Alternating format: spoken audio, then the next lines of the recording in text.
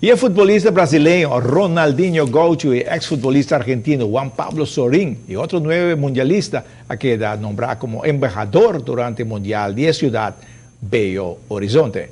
E di 34 Aruba Invitational International Veterans Tennis Classic a start aqui na Divi Links.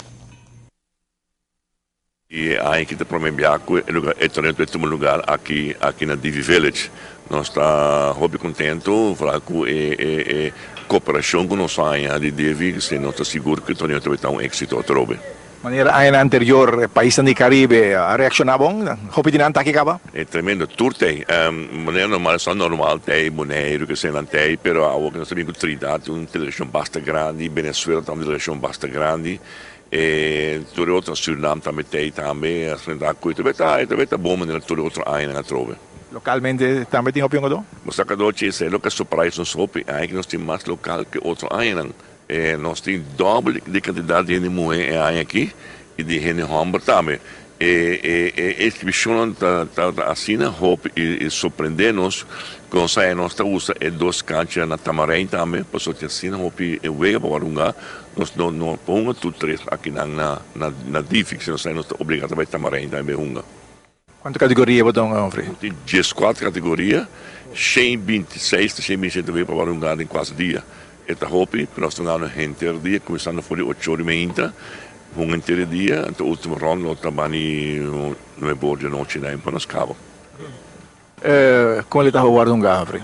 Não, nós estamos começando, nós estamos normal, best of 3, nós estamos no ad, então se tem 1 e 3, nós estamos um tie break, nós estamos calculando a para durar 1h20, 1h30, independente do tipo, não tem, é de momento, pero acaba mais tempo, pero mais tarde acaba de 1h30 assim. O Petrobras, pero você mira com viaja mais interesse para o torneio que a queda para o tenista no exterior? Mas assim,